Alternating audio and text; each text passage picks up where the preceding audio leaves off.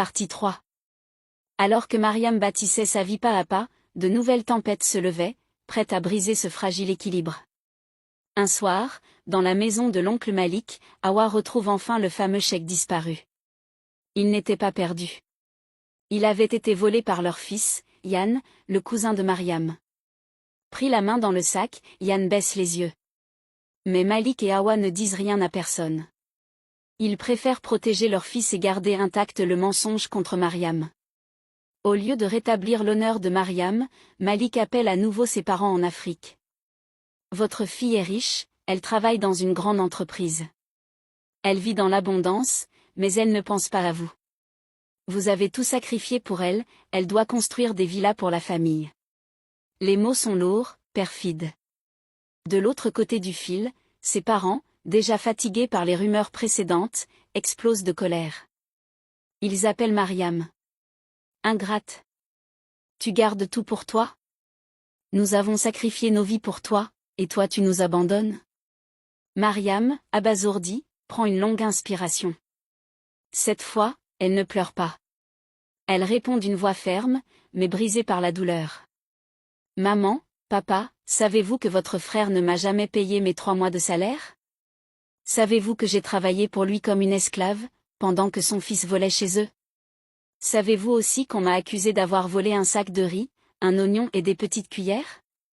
Comme si ces choses pouvaient faire de moi une riche. Sa voix tremble. Elle reprend, la gorge serrée. Savez-vous que j'ai grelotté de froid dans ma chambre parce qu'on m'a reproché d'allumer le chauffage, comme si c'était un luxe réservé aux riches? Savez-vous que j'ai dû parfois me retenir de faire mes besoins, pipi ou caca, parce que Tata Hawa dormait et m'interdisait d'aller aux toilettes, de peur que je tire la chasse d'eau? Voilà la vie que j'ai vécue, voilà la vérité qu'il vous cache. Un silence glacial tombe à l'autre bout du fil. Ses parents n'ont pas de mots. Mariam serre son téléphone contre elle. Pour la première fois, elle a osé tout dire. Sa mère souffle enfin, la voix tremblante. Mariam, tu inventes, n'est-ce pas? On ne peut pas croire que ta tante t'ait interdit d'aller aux toilettes. Mais son père, d'une voix plus hésitante, ajoute. Et pourtant, pourquoi inventerais-tu des histoires pareilles? Mariam ferme les yeux, les larmes coulant sur ses joues. Je n'ai pas besoin d'inventer. J'ai vécu chaque humiliation. J'ai porté chaque douleur. Si vous ne me croyez pas, c'est que leur mensonge a gagné. Un long silence suit. Pour la première fois, le doute s'installe dans le cœur de ses parents. Pendant ce temps, Nadia glisse dans une spirale sombre. Elle échoue à ses examens, perd ses amis, se retrouve isolée. Un soir, ivre de rancune, elle tente de piéger Mariam une dernière fois. Elle envoie un message anonyme à Samuel, insinuant que Mariam se sert de lui par intérêt. Mais Samuel, au lieu de croire cette manipulation, confronte Mariam. Ensemble, ils découvrent que le message venait du téléphone de Nadia. Claire continue d'être un pilier pour Mariam. Elle l'introduit dans des cercles professionnels, la pousse à présenter ses projets dans des expositions.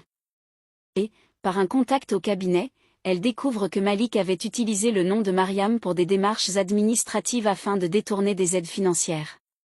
Ce n'était pas seulement un oncle manipulateur. C'était un homme prêt à tout pour salir son propre sang. Mariam est sous le choc. Elle comprend que son combat ne concerne plus seulement sa dignité, mais son identité même.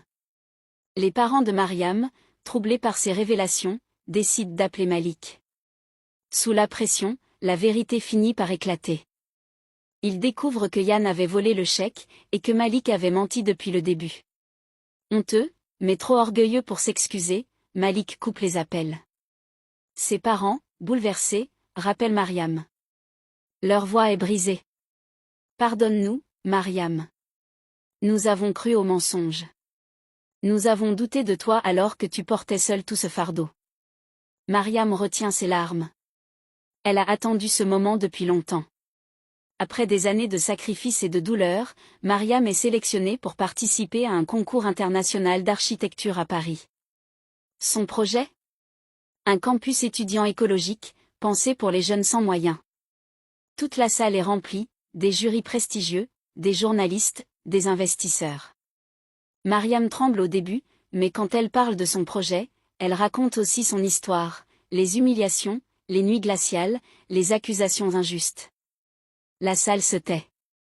Le jury, bouleversé, lui accorde le premier prix. Ironie du sort, Malik et Hawa entendent parler de son succès par la télévision communautaire. Eux qui avaient tout fait pour l'écraser découvrent que son nom circule désormais dans les médias. Ils sont ridiculisés, mais Mariam n'éprouve ni haine ni vengeance.